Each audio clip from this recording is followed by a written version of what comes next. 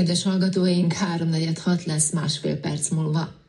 Alig 10%-át termeljük meg az Unióban a fontos fehérje növénynek, a szójának. A tagországokban éppen ezért fontosnak tartják növelni a vetésterületet, és a támogatásokkal is próbálják ösztönözni a gazdálkodókat. A felhasználás legnagyobb része takarmány célú, alig 8%-át hasznosítja a szójának az élelmiszeripar.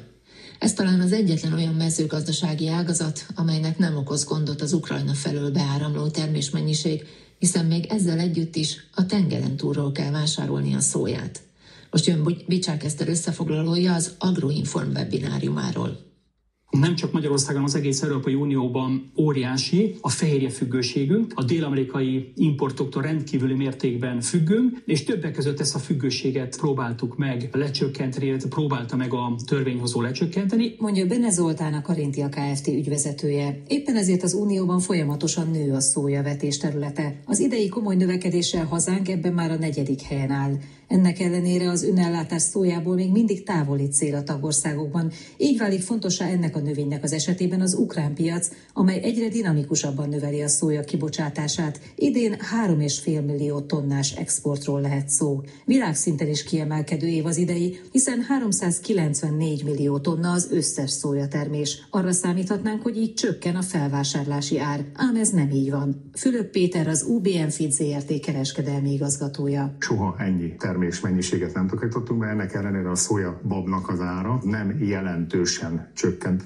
Ha összpiaci alapon vizsgáljuk, akkor azt gondoljuk, hogy csak azért, mert egy extrémen jó világszintű termelési év volt, ez önmagában a szójának a keresleti oldalát és a piaci oldalát nem borította meg jelentősen. Ha ezt országokra bontva nézzük meg, akkor lehet látni, ahogy már hosszú évek óta mindig Brazília az első 153 millió tonnával, utána következik az Amerikai Egyesült Államok, amelyik tudta 100 millió tonna fölötti termelést biztosítani, majd ezt követi ugye Argentína, illetve a legnagyobb felhasználó Kína, és így tovább. A megtermelt és behozott fehérje és szója legnagyobb része a takarmánypiacon hasznosul, folytatja a szakember. Annak is a legnagyobb felhasználója a broiler ágazat, amely egyre jobb minőséget és hasznosulást igényel. Egyre alacsonyabb fajlagos takarmány felhasználással vagyunk képesek ezeket az állatokat takarmányozni, ugyanakkor miután a volumen nő, a szója dara, illetve a szója származék igény az alapvetően nő ezeken a piacokon, mert annak ellenére, hogy kevesebb takarmányról gyártjuk őket, ezek a takarmányok alapvetően koncentráltabbak, és úgy fehérjében, különösen emészthető fehérje struktúrában egyre magasabb értékeket kívánnak meg. Ma már például egy pecsenye csirke az nem él összesen 1000 órát, amit mondjuk tekintsünk az egyszerűség kedvéért 40 napnak, és képesek vagyunk 2,6-2,8 kg-os élő súlyt elérni ez alatt az 1000 óra alatt. Minél többen foglalkoznak a szójával, annál többen igényelnek támogatást is. Ebben a ciklusban közel 16 millió euró áll rendelkezésére a termelőknek, a hektáronkénti összeg is jól alakul.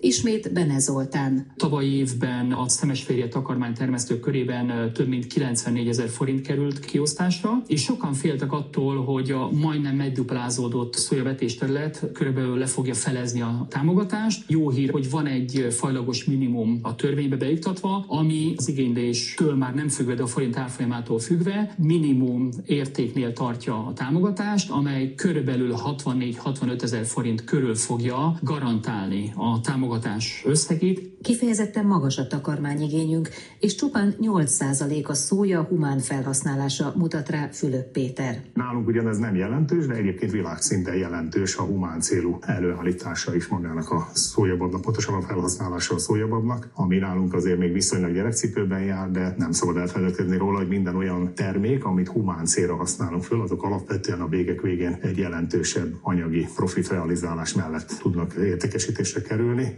Azaz az étkezési szójában és feldolgozásában, a késztermékek gyártásában még bőven lenne lehetőség itthon, Magyarországon is.